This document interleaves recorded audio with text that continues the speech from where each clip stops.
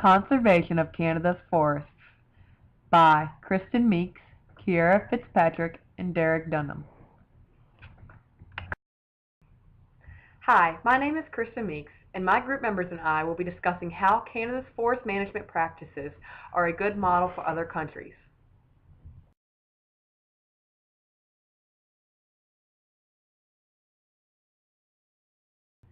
British Columbia, a province located in southeast Canada, is a great place to begin because over half of its landscape is covered in forests. Their trees are valued for their beauty, and billions of visitors enjoy the parks each year. British Columbia has more designated parkland than any other Canadian province, and new areas are being considered for preservation. Therefore, I will be discussing the importance of Canada's trees and why Canada and its province British Columbia value their forests. Prevalent species in British Columbia are determined by their ability to serve as a wildlife tree. A wildlife tree is any large, dead or alive tree with special characteristics that can provide habitats or nourishment for wildlife. These characteristics of a wildlife tree include large trunks and branches, deformed or broken tops, or internal decay and loose bark. Therefore, the dead trees are not removed from the forest, which helps provide a better biodiversity. This practice should be considered by other upcoming forested countries. The type of trees that make up British Columbia and Canada are mainly dominated by 17 species of coniferous trees and 8 species of hardwoods. Coniferous trees thrive in Canada because the summers are short and cool and the winters are long and harsh. This is because the needle-like leaves have a waxy outer coat which prevents water loss in freezing temperatures, and the branches are soft and flexible, allowing snow to slide off them. Unlike conifers, hardwoods do not have these special characteristics, which is why very few areas are dominated by them. Canada's forests purify water, stabilize soil, and cycle nutrients. They moderate the climate and store carbon. They create habitats for wildlife, and they nurture environments rich in biological diversity. They sustain a nationwide forest products industry that supports hundreds of thousands of jobs and contributes billions of dollars to the country's economic wealth. And if that weren't enough, Canada's forests provide landscapes and resources essential to host recreational, cultural, traditional, and spiritual pursuits that Canada holds high in value. Taking care of the country's forests and ensuring their ongoing health is a key priority of Canada's federal government. There are 41 national parks and reserves in Canada. Each park protects the country's natural beauty and ecological diversity. The Canadian Forest Service of Natural Resources works closely with the provinces and territories to see that the nation's forest resources are managed sustainably and in a way that improves benefits for all.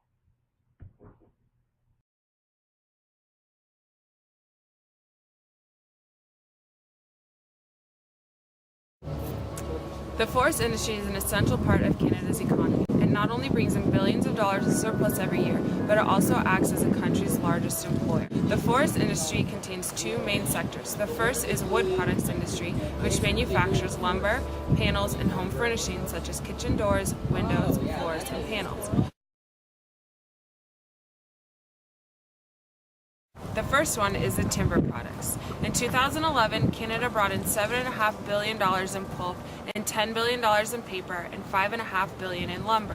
In total, Canada brought in $57 billion in wood products alone. Canada made $26 billion profit from products in natural and local forests. It earned $17 billion surplus. 65% of Canadian wood products are exported to the United States at approximately $17 billion. The single largest form of export is pulp and softwood lumber. The other major forest product is non-timber forest products. Non-timber forest products are those that come from the forest but are not of biological timber origin. Canadian non-timber forest products consist of maple, wild berries, decorative products like Christmas trees and wreaths, floral greenery, and wild ginseng. Non-timber forest products brought in more than $560 million in 2009, with maple syrup alone bringing in $354 million. Canada's northern bleached softwood craft pulp industry makes up almost a third of the pulp in the world and 3/4 of the industry in North America. This is a key position to hold in the pulp industry, as this product is a vital grade in paper and tissue production. Canada currently supplies 12% of the world's newspaper production and is the largest contributor. Despite the influence, the industry is facing hardships with the shift in growing popularity towards electronic media. Lastly, softwood lumber. It makes up 20% of the value of Canada's forest product exports. Most of the exports go to the U.S., where it is used to build homes. Top 10 include the U.S. by far, Japan, China, Mexico, South Korea, the UAE, India, Pakistan, Bangladesh, and Italy. The United States is easily the largest importer, buying more than $7 billion in 2011. The next closest is Japan with only $2.5 billion. Although the U.S. is easily the highest importer of forestry products, most of the other countries are tropical and from South America, such as Mexico, Colombia, Chile, Guatemala, China, Costa Rica, Brazil, and Peru. It should be noted that California alone imports $2 billion, almost more than forest products than Mexico, Chile, Colombia, Guatemala, and China combined. It should also be noted that Canada is importing almost as much as they are fiscally exporting. The reasons are the varying kinds of products that are being traded. While Canada is more likely to export something like birch, pine, or oak, they import products like bamboo, teak, and Brazilian nuts. In the coming years, China will play a pivotal role in keeping Canada's forest industry alive. As their population continues to grow, their demand for logs and lumber from British Columbia and the Pacific Northwest will increase significantly. In the last 5 years, it has increased eightfold. According to the Vice President of the International Wood Market Group, China imports about 40% of British Columbia's lumber production. As a result, China is no longer just depending on British Columbia, but British Columbia is depending on China. Absolutely. Canada's dedication to unity and its common goal of long-term forest sustainability makes its model one to be mimicked by countries all over the world. The officials of nearly every jurisdiction in Canada are required to share with the public its plan for sustainability and conservation both in the past and in the future. Although every jurisdiction goes about sustainability differently, the national goal of sustainable use and conservation aids its effectiveness and success. Canada first began setting the standard for world forest management in 1994 when it became a founding member of the Montreal Press. Additionally, Canada is a prominent member of the UN Forum on Forests as well as a supporter of the UN Framework Convention on Climate Change. Canada's convictions on forest sustainability are clearly identified by its reputation and success. There is no doubt that if it maintains its current practices and continues to plan for future, that Canada will set a worldwide standard of forest management excellency.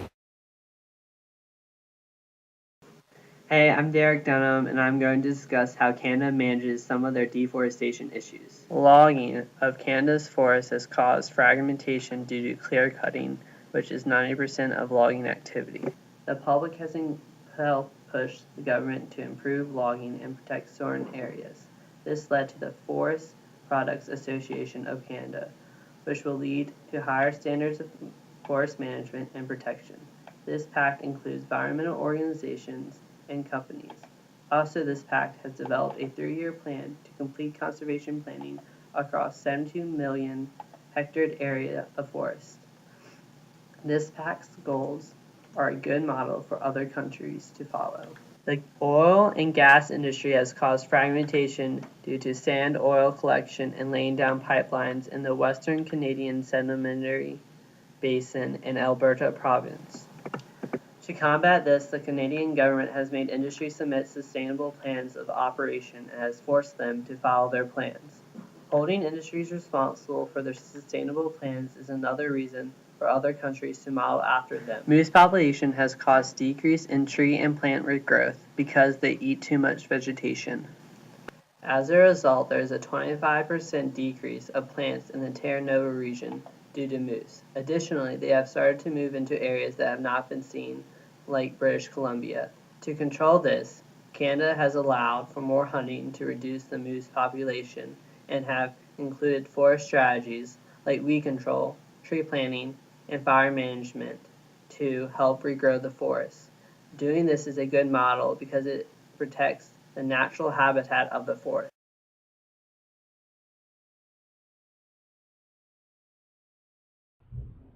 As you can see, Canada's forest management is a good model for other countries to follow because they promote sustainability throughout their parks and reserves, for how they add economic value to their forests, and for what they do to resolve deforestation issues. Thank you for listening to us today.